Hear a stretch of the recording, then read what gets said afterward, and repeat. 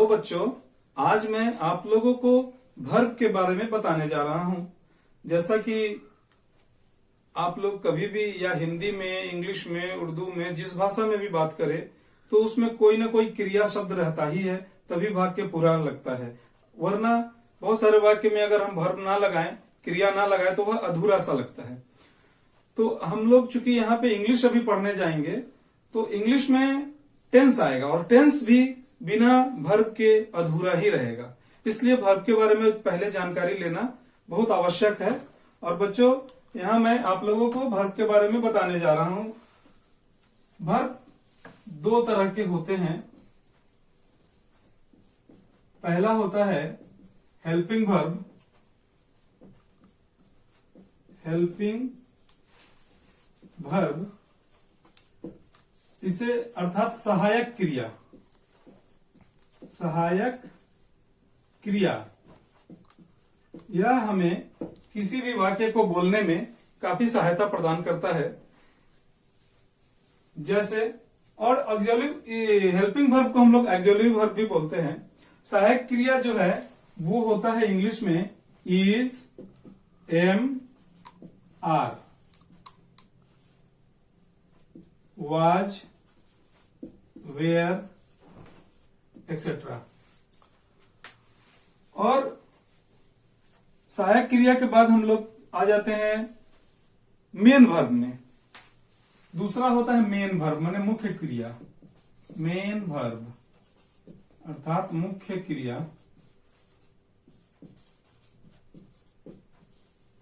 ये काफी, इसका भी बहुत ही महत्व है। तो मुख्य क्रिया के बारे में हम लोग अभी फिलहाल बात करेंगे। मुख्य क्रिया के 5 रूप होते हैं इंग्लिश में। इन 5 रूपों में, जिसको हम लोग कहेंगे V1, V2, V3, V4 और V5। तो यहां पे हम लोग देखेंगे कि वर्ब के इन 5 रूप में किस तरह से, अगर हम लोग सपोज एक वर्ड है ईट, EAT, ईट, ईट मतलब होता है खाना। ईट को V2 में कैसे लिखेंगे? ईट को लिखेंगे 8, ईट 8, और V3 में हो जाएगा eaten, EATEN, eaten, और V4 में हो जाएगा eating, EATING, eating, और V5 में हो जाएगा eats। उसी तरह से जाना का इंग्लिश होता है गो, गो का V2 हो जाएगा went, go went. Third form हो जाएगा गॉन, गो वेंट गॉन, फिर गोइंग एंड गोज। बच्चों, इस तरह से वर्ब फॉर्म का लिस्ट आपको किसी भी हाँ, तो बच्चों, मैंने यहाँ पे वर्ब के 5 रूप के कुछ एग्जाम्पल्स दिए हैं। अब आप लोगों के दिमाग में आता होगा कि इतना लिस्ट जो है, वर्ब तो बहुत सारा है, अनगिनत ही है। एक तरह से देखा जाए तो बहुत सारे लिस्ट हैं, किताब में भी बहुत सारा लिस्ट मिल जाता है।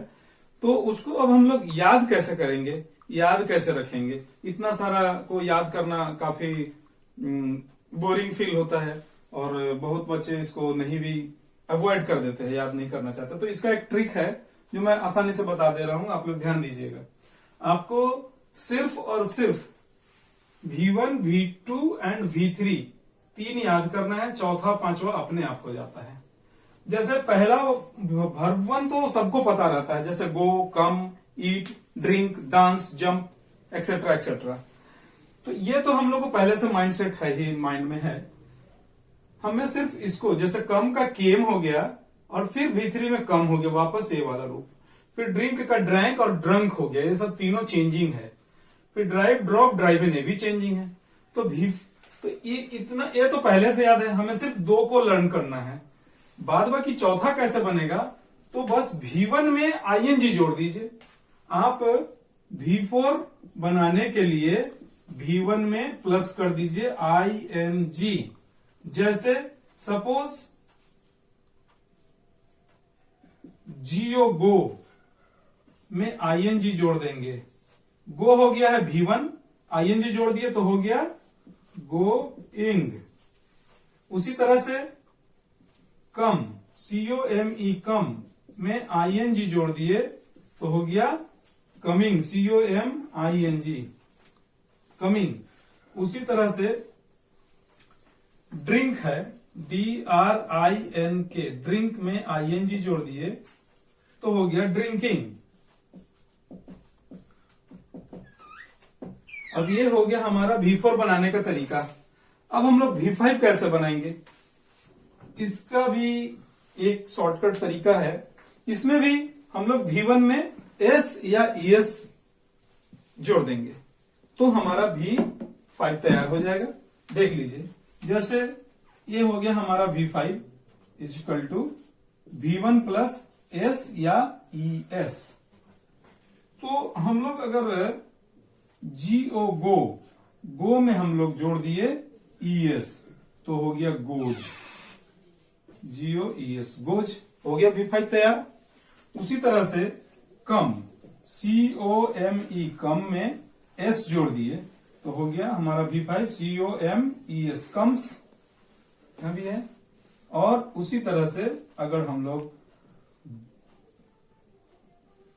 ड्राइव में DRIVE ड्राइव में S जोड़ देंगे तो हो जाएगा ड्राइव्स। तो ये बहुत ही आसान तरीका है हमें वर्ब का पांचों रूप याद करने का। पहला रूप तो सबको याद रहता ही है, दूसरा और तीसरा सिर्फ याद करना है, चौथा पांचवा इस फंडा पे ऑटोमेटिकली बन जाएगा। इसलिए घबराइए नहीं और अच्छी तरह से वर्ब को पहले मजबूत कर लीजिए, फिर अगला वीडियो में मैं टेंस के बारे में बताऊंगा। नमस्कार, धन्यवाद।